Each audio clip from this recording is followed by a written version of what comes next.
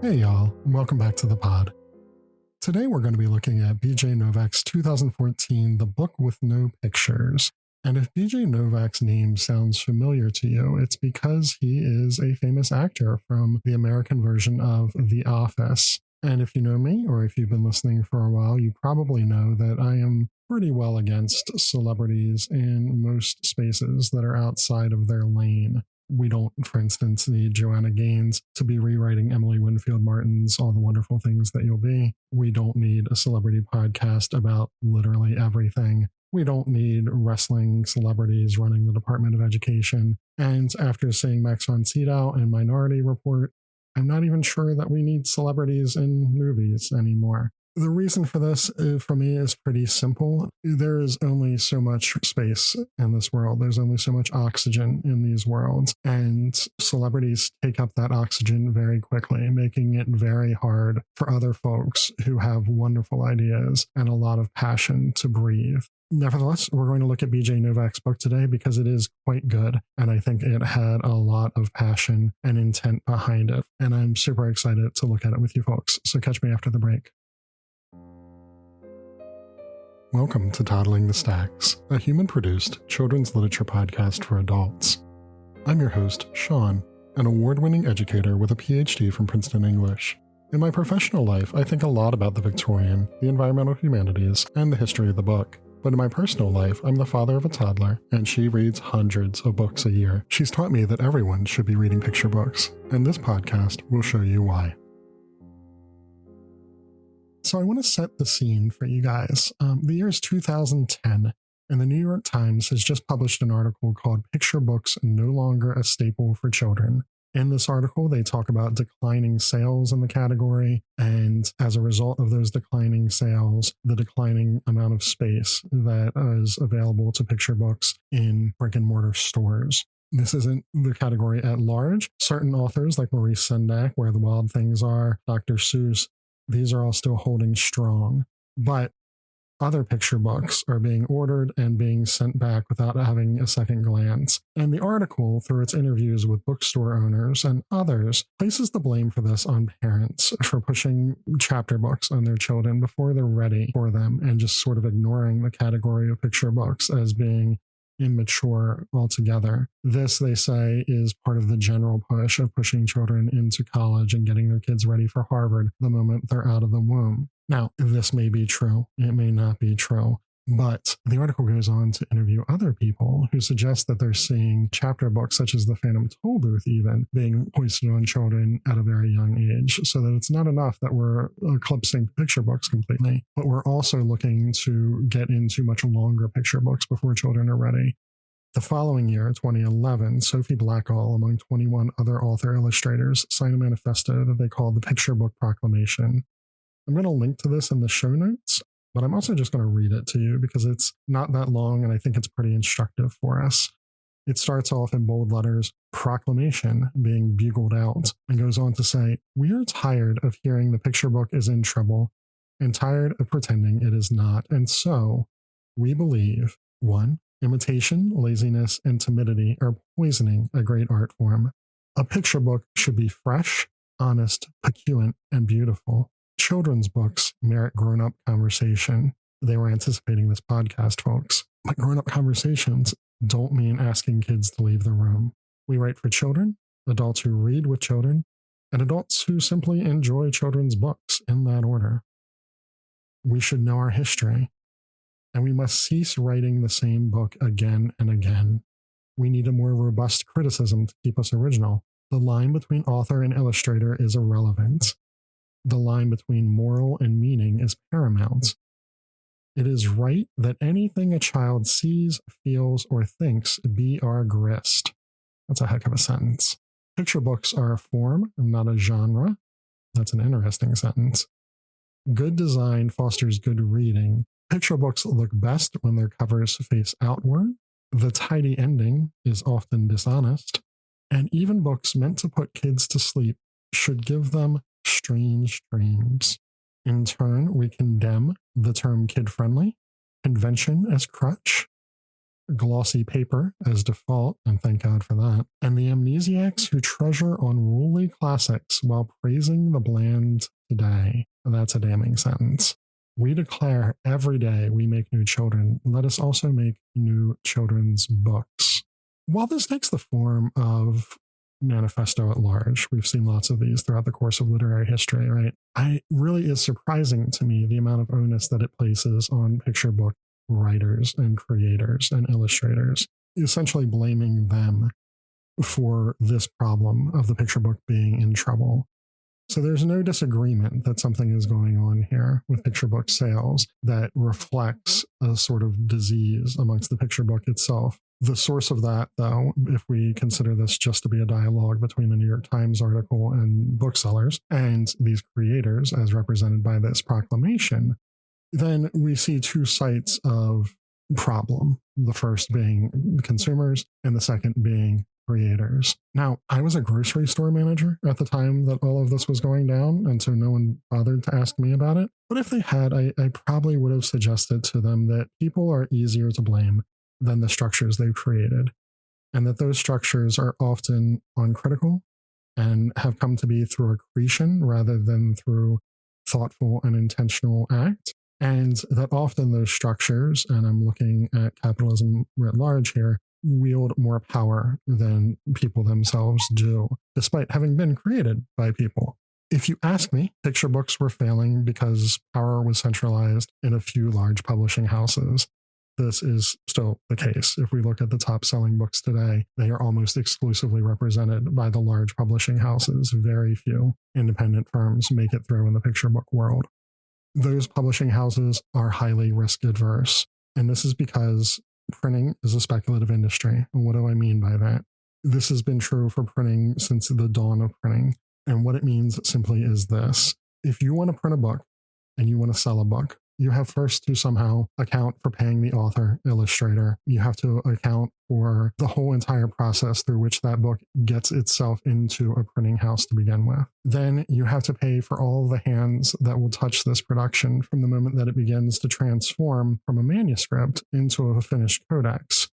All of the labor that's involved in there has to be accounted for. All of the material that's involved in there has to be paid out in advance. That's the paper, that's the thread, that's the glue bindings, that's the ink, that is the plastics embedded in the paper. All of that is going to have been paid for ahead of time. And then when you finally have these codices in front of you in boxes, you have to warehouse them, you have to transport them, you have to pay for the people that are doing that, you have to pay for the gas that's doing that, you have to receive orders from brick and mortar stores, you have to send orders out to brick and mortar stores. Every step of this process takes money. And when it comes down to it, all of that money is being spent on the speculation, on the bet that someone will buy your book. And if they don't, you don't get that money back. And this has been true for all time. From the very beginning of the printing world, as Peter Stalybros reminds us, the first thing that Gutenberg printed was not the Bible.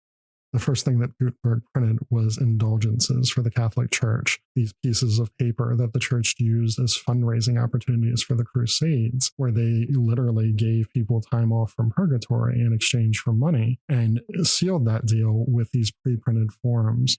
They paid Gutenberg in advance for these, and that gave Gutenberg the money that he needed, this guaranteed sale of these forms, to go ahead and speculate on the printing of the Bible, which changed history forever. That is the speculative nature of the printing industry. And as a result of this, today, in these same processes, the agents, managers, the executives of these large firms that pretty much control the picture book industry are afraid of taking risk that might adversely affect their shareholders. They're afraid of making gambles that don't pay off. Gambles on new forms of picture book that might invigorate the market, that might make people more excited to buy books. Additionally, small firms are afraid of just folding, right? They don't have the money to gamble in these arenas. They have to have sure bets.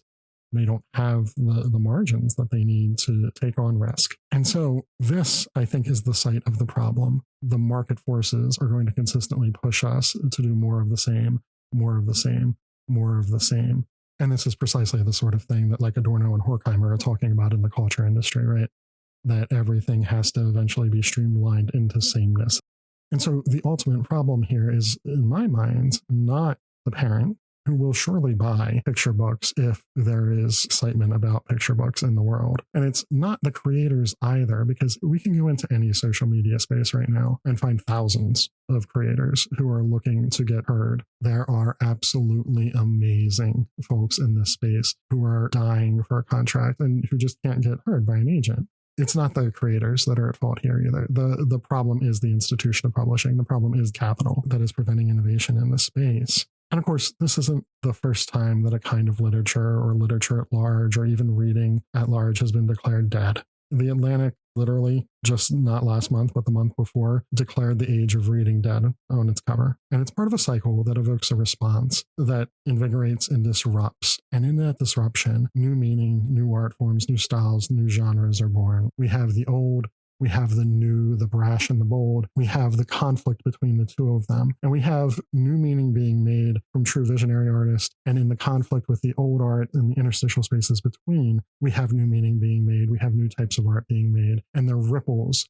from that eruption will carry on for decades until things become stale again and a new call is made for a new kind of art, and we see the process repeat itself. This is time honored. This happens again and again. The one that I can speak to most cleanly, I think, is modernism, and it's one that I think works really well with regard to B.J. Novak's book today, because his book operates along the same sort of eruptive lines as many of the great modernist work do. And we'll talk about that more in a bit. But to give us an example here using modernism, at the end of the 19th century, we have all these technological eruptions happening, all of these changes happening in the way that we live our lives. We have, for instance, the first human impact on the environment that is definably human and measurably human in the introduction of smog into London, the smoke and fog from industrial processes that creates visible air pollution for the first time. We have the introduction of the telegraph in 1837 in England, moving forward to the telephone at the end of the 19th century, that not only shrinks our world considerably in terms of the amount of time that it takes to get messages back and forth and the way that that interacts with power, but also creates a very different skyline for all of us for all time to come. The invention of the telegraph pole,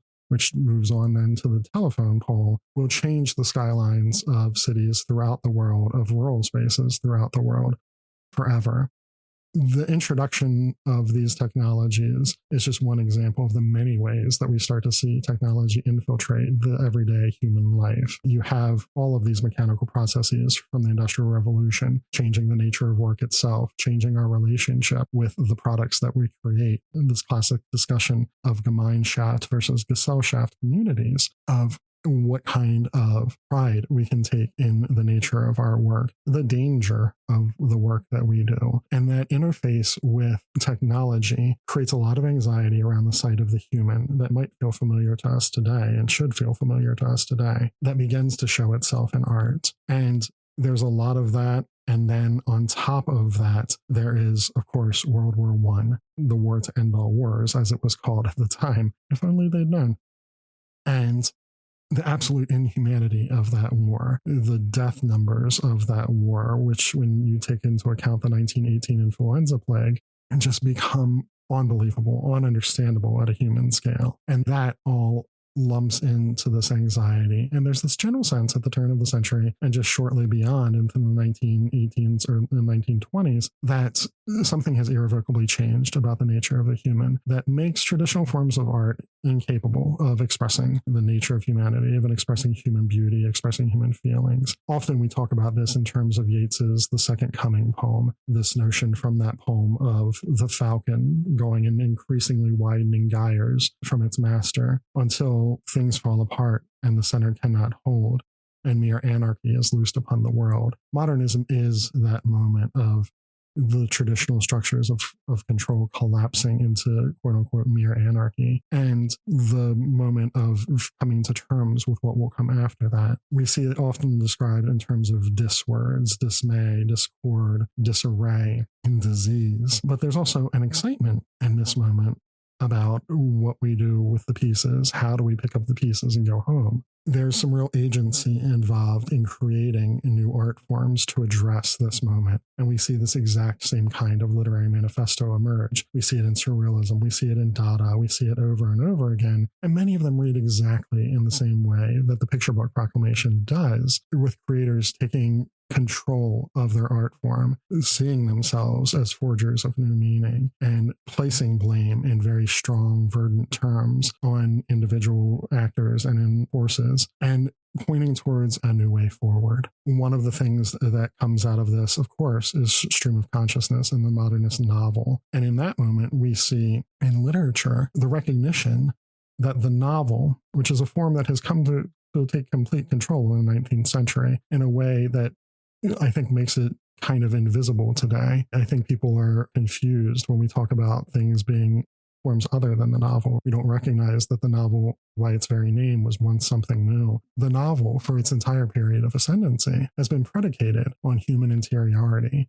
And if we take Jane Austen, for instance, as the great practitioner of the novel, we see that free and direct discourse, her great eruption into the literary sphere, where the interiority of the novelistic subject attempts to wrest control away from the narrator himself, him or herself. This highlights the nature of the novel, what the novel is after. It's after the very core of our beings, understanding who we are, what our thought processes are like. In modernism, we recognize that there has been a failure there and that a new form is needed. And this is where stream of consciousness starts to become a predominant mode. You probably know this term from like Joyce and others, where it is just the attempt to actually map the thought processes of a human brain to just stream out oneself onto the page. And it creates works that have changed our literature forever. You know, for instance, through a work like Ulysses, the great work of modernism, we have still today the waves of that appearing in our great authors like Cormac McCarthy, and even in somebody like Sally Rooney. This appears. We will never get over that moment of stream of consciousness eruption. And I think this moment, I've spent a lot of time talking about modernism as a way to kind of prefigure my thinking about this proclamation, and especially about B.J. Novak's work, because I think it's an apt example that has a lot of intersections with the work, which I see,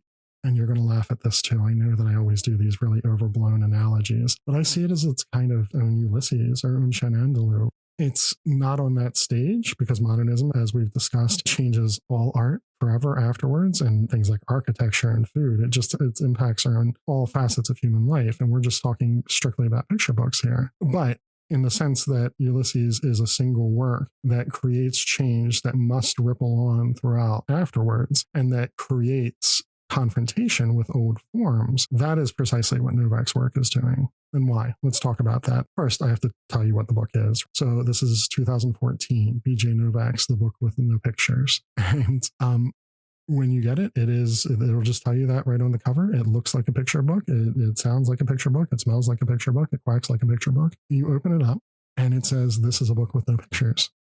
And sure enough, it is, folks. Even on the back, the author flap gives us a description of what B.J. Novak looks like. It doesn't give us a picture of him. And it confronts some generic definitions, some generic standards that it's up against. It recognizes that a book with no pictures probably seems boring and stuffy, but breaking its own fourth wall, it also understands that one of the characteristics of a picture book is that it is for a pre-literate audience, that it must be read to another person. It has two audiences. It has its orator and it has the child to whom it is being orated. And it recognizes this deeply, and it recognizes that there is a sort of control, a sort of master-slave dynamic almost between it and the orator. And it can say whatever it wants.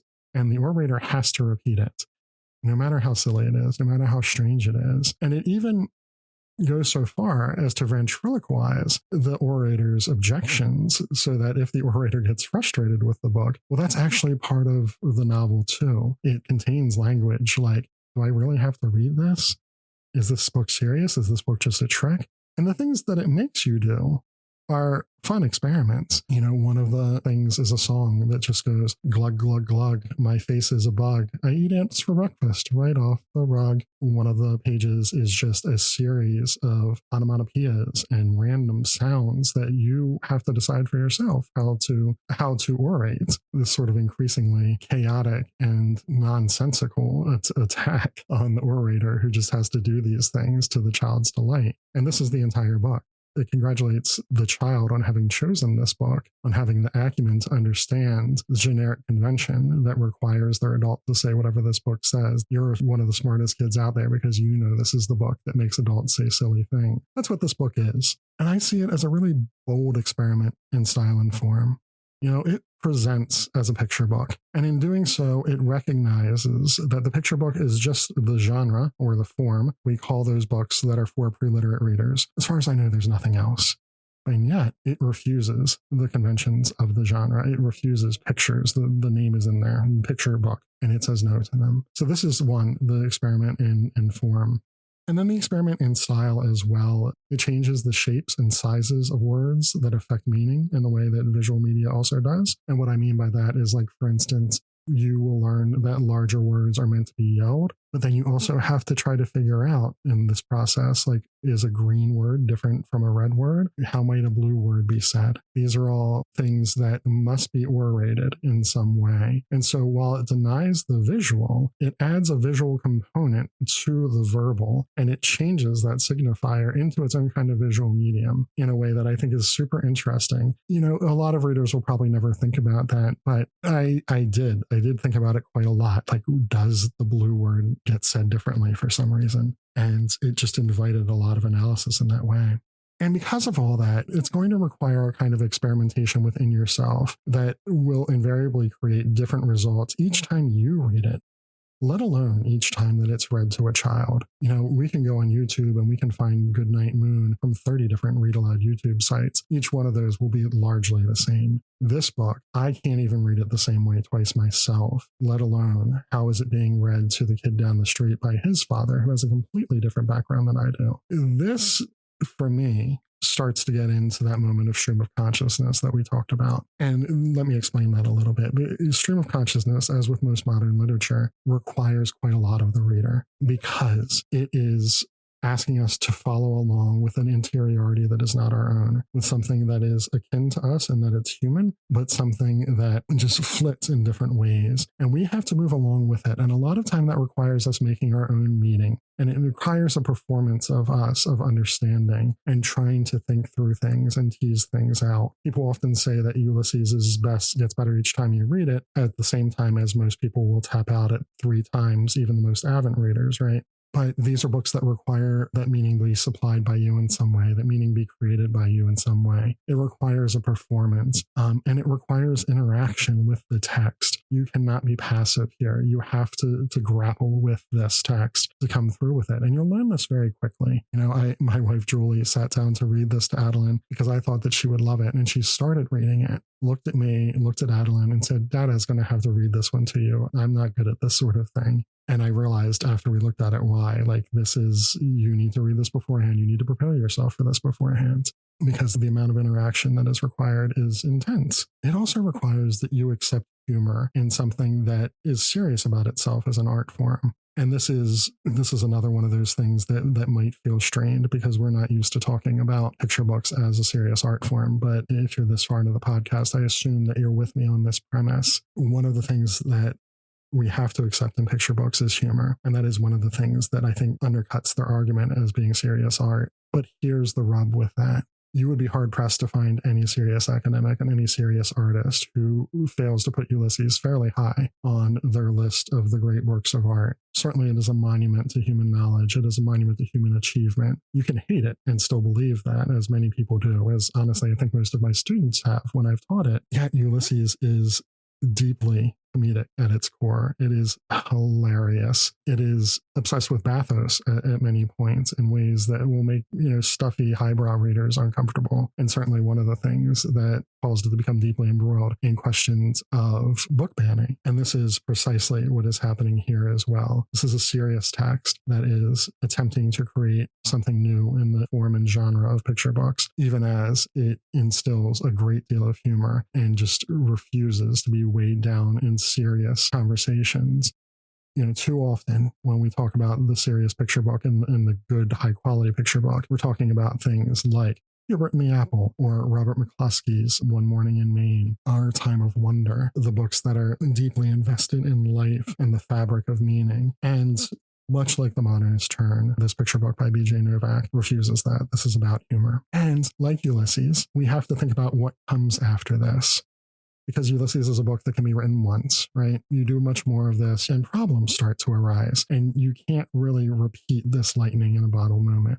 It's the same thing with the book with no pictures. Again, just in miniature. Please don't think that I'm suggesting that we put B.J. Novak up with Joyce on the great pantheon of artists here. But I think it's a good comparison because we can't do the book with no pictures again.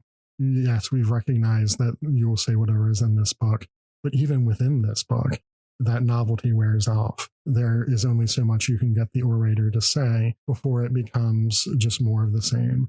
We do a song, we do weird noises, we make up words, we say strange phrases, and then the text has to be done. But the remnants of that, the after effects of that, the flow of creative energy that happens, just like that eruptive moment where modernism meets the moment before of the long 19th century, you have repercussions, and books after this will use the same notion of the orator being captive to his audience, of being captive to the child, and the author being able to strain that relationship, being able to command that relationship, and being able to break fourth walls. This, I think, continues on in many things, this moment of recognition that reinvigorates the space, that gives us new meaning, gives us new abilities. And I think this is just a great one. This is a moment of infection from a moment of picture book perfection.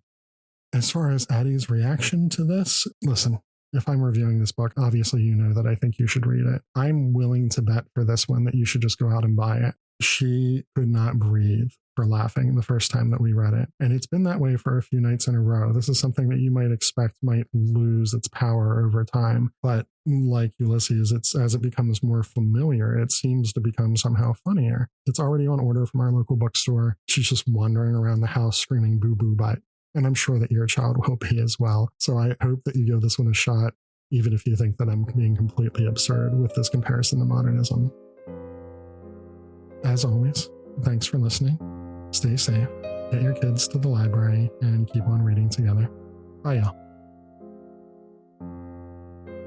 This has been Toddling the Stacks. Make sure to subscribe on YouTube or your podcatcher of choice for new episodes every Monday, and follow us on Insta, Blue Sky, and Facebook for the latest updates. If you like what you hear, leave us a review. Keep up with Adeline's reading now, find links to buy your favorites, and more at toddlingthestacks.com. Address questions or concerns to pod, that's P-O-D, at toddlingthestacks.com. Graphics for today's show were created by Emily Tatro. Make a website so people can hire you, Emily. Thanks for watching. We'll see you next week.